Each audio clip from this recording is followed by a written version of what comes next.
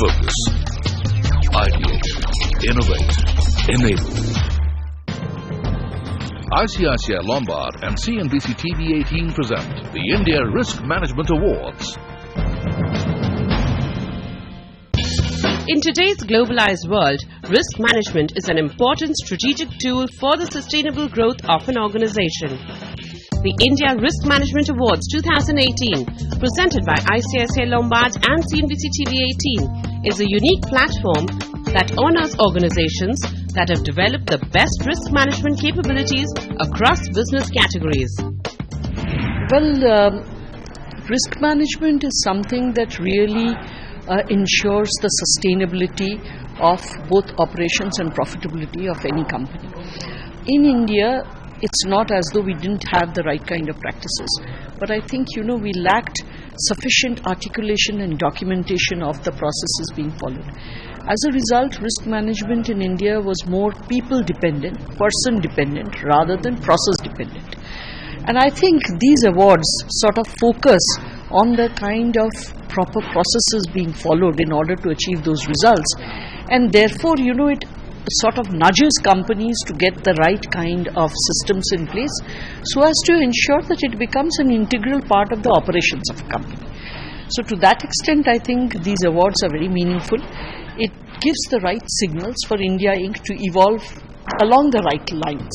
I think risk management becomes essential as the world is flattening out and risks are getting intertwined between geographies, between technology changes that's happening, currency risk, commodity price risk, financial markets risk.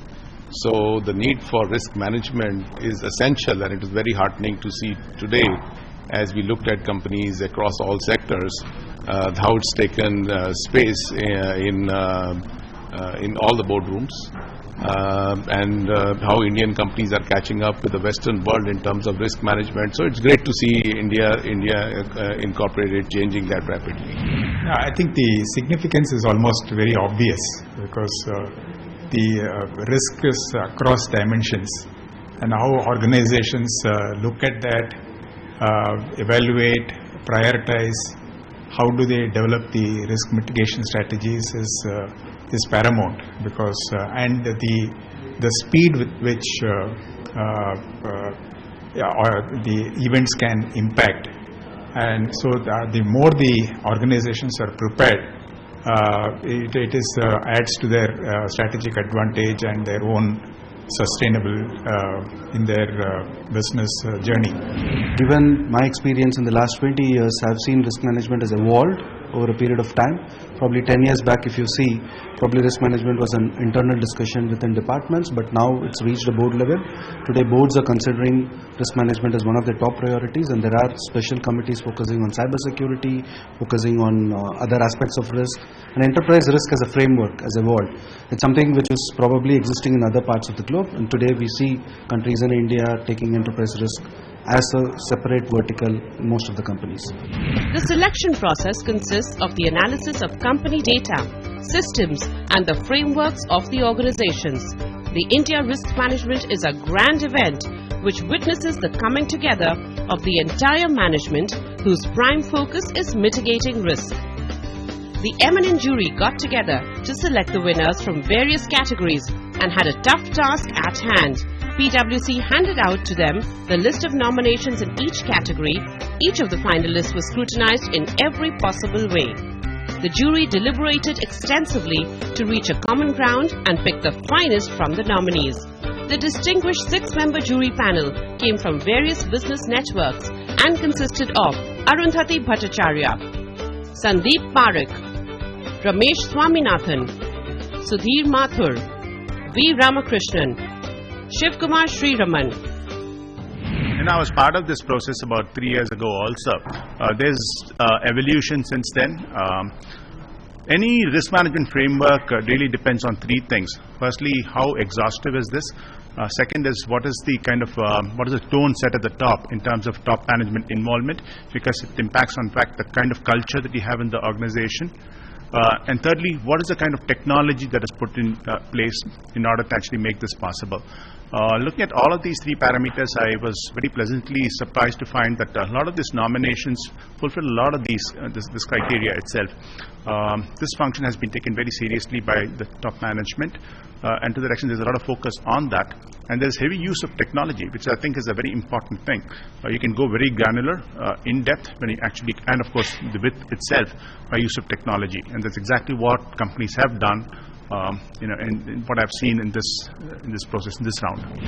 So the idea is not to leave it to the the whims and fancies or the ad hoc decision making of the organization, but to have clear processes, clear framework of people who will address specific types of risks, and the internal checks and balances.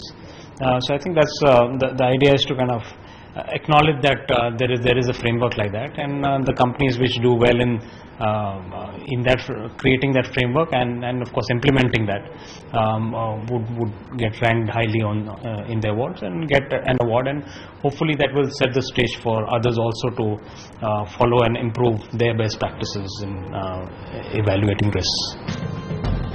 ICICI Lombard and CNBC TV18 present the India Risk Management Awards. The India Risk Awards Management that CNBC TV18 and ICICI Lombard holds every year is an indication of the coming of age of this very important function of risk management for India Inc. And to measure the preparedness of India Inc. in terms of this very important function, we have almost a world-class jury. Clearly, a cross-section of industries were represented. But let me start with you, Mrs. Bhattacharya. What, according to you, was the key function that you looked forward to, the key faculty that you looked forward to as you sat as the chair of this jury awards? India Inc. actually has done very well on a number of parameters, especially if you look at competitiveness, if you look at adoption of IT, if you look at sustainability adoption. So they've done very well on many parameters. In respect of risk also, most companies have already adopted a lot of processes. But I think, where India Inc. Lags a little is in the documentation and the articulation of various aspects of risk management. And what happens if that is the case is that if the processes are not very well ingrained in the company, risk management becomes more person-driven than process-driven. So to the extent that the person at the top is very risk-focused, these processes are honored and they are carried out. If the person at the top is one who doesn't really believe in so much of risk focus, then these processes can become a little weakened. And therefore, it's very important for most companies to, get the articulation down, to get the documentation down, to be more process focused rather than person focused. And I think in this award, that is precisely what we were looking for. How much formalization has been done about the risk management processes, and which are the companies that are actually doing it very actively. They are doing it, they are bringing it not only at the board level, but they are walking the talk. They are bringing it right down to the front office level. And that is where I think, we tried to make the distinction. In fact, there were a number of companies who we knew were doing it very well, but because they didn't have these processes, we thought it important that we should award those who did have it. Nationally, of course, it's good to hear from someone who knows the companies intimately because of your knowledge of their P&Ls. But Mr. Ramakrishnan, internationally, you, of course, have clients, corporate clients outside India. Where would you benchmark Indian companies in the faculty of risk management? Risk as such has sometimes a very negative connotation. Is you're trying only to manage risk, rather than it also how you balance the risk with opportunity. I think most Indian corporates who have adopted the COSO framework have their best in class in terms of how they manage the entire risk governance process, etc. Because that's an international standard. There is a lot of thinking which has gone into it. But the key is you have the framework, you have the processes, but you can sometimes miss the wood for the trees because there's a whole lot of detail which is there. How do you prioritize which risks you handle, and then what are the mitigation strategies is what is key. And I think that's an evolving journey. That's what I would believe. Okay, but would you say it's a long way that India Inc. has to go to catch up with the global standards? No, I wouldn't say so, at least with the large corporates, especially those who have adopted the frameworks which are already well thought out and have been practicing it. I think we would match up with any of the global majors. Our jury is so rich in international experience that I could ask the same question of you, Mr. Mathur. Do you think, especially in commodity companies where you actually handle, therefore mining, rehabilitation, relocation, is India evolved enough in risk management? I think India has evolved a lot in the last decade, but much more specifically in the last 5 years. Risk has become a very integral part of business decision making at the executive level. And I think that it gets a significant amount of airtime at board levels in most companies. Over the last 5 years, risk has become very intertwined as the world has become flatter. Whether it's political risk, whether it's currency risk, whether it's commodity price risk, and boundaries are falling. Global, countries are opening up their boundaries to technology, to people, to processes. And it's wonderful right through this award to see how Indian companies have evolved to compete with the very best. And we had to make some, tough calls right through this exercise. And wonderful to see what Indian companies are doing. I guess with your experience in Visa, you would have an idea whether financial technologies is going to be the cutting edge area of risk. Are Indians prepared? How do you think India is preparing? This is not really a risk as much as a sunrise area for which we have to prepare. Where do you see India in the international curve? Definitely better. I'll just give you a perspective, especially in the area of payments where we are coming from. Trust is an integral part of payments, right? And security is paramount to build that trust. And more countries moving into less cash economy and digital push happening. That's extremely important. And we have seen this grown over the years. I've been with this industry for the last 20, 25 years now.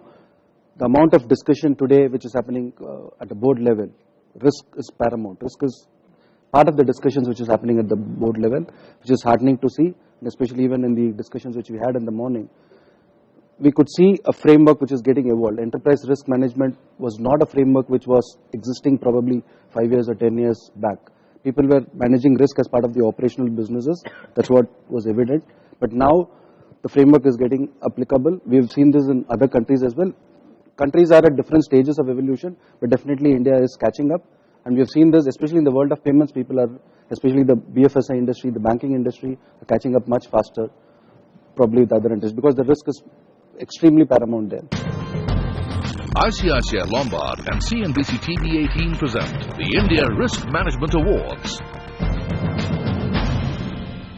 Okay, before I come to Ramesh, well, Sandeep, legal issues are, a key risk in India because India is also an extremely litigious country.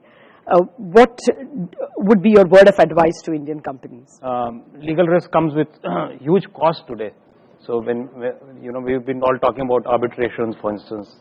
I've seen arbitrations which run into hundreds of crores in costs. Okay.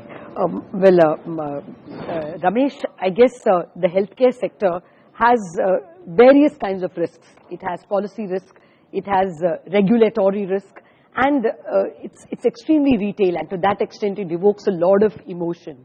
What would be your sense about where India stands with respect to other countries?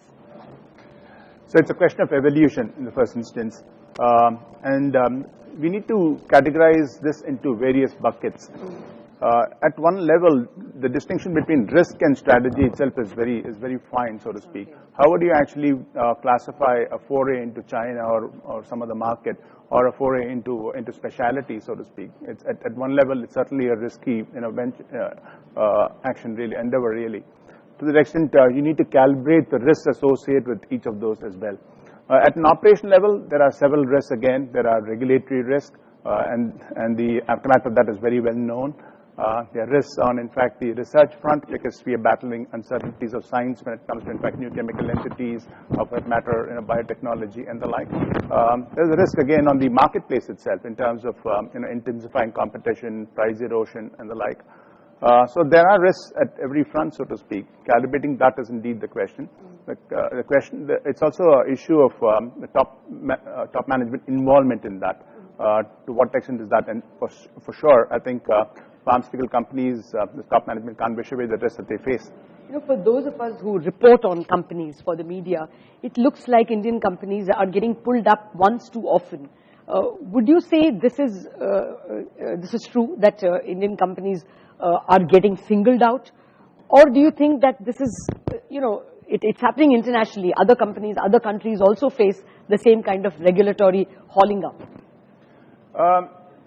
There are several parts to it which I'll put in place.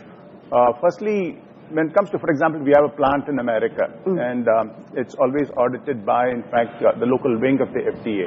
There's always a context to it. So there's a bill calling on, in fact, the Jonases of the world out there, and they know the issues around. So to the extent there's a common thread that is. Whilst when it comes to India, there's always a newer team which calls upon the Indian facilities. To the extent the context is indeed lost, that puts a lot more pressure. In a very different sense, it also depends on, in fact, the individuals who come in there, their personal chemistry, the cultural differences, and all of that come into play when it comes to auditing in India. But to be fair, I think the FDA is a very discerning governing body. They're very rational in the way they go about it, and in the end, those who pay a lot of attention to compliance and regulatory issues will certainly come out winners. Okay. One final word of advice from the chairman of the jury. Well, I think, next time round, it would be quite interesting to also find out whether the award winners are also actually doing better in the actual business. Because that would give a very clear indicator to industry at large that if you adopt good practices, then the rewards are many. So I think, if we can have some kind of a match-up between the two, then it would be really rewarding and richer kind of experience. Well, point taken, Chairman. The fact that risk is not only for its own sake, but that it actually also is very rewarding. Exactly. In the sense, and risk and reward are not really the opposites that financial world puts it out. Thank you very much, all of you, for participating in the CNBC TV 18 and ICICI Lombard Risk Management Awards. ICICI Lombard and CNBC TV 18 present the India Risk Management Awards.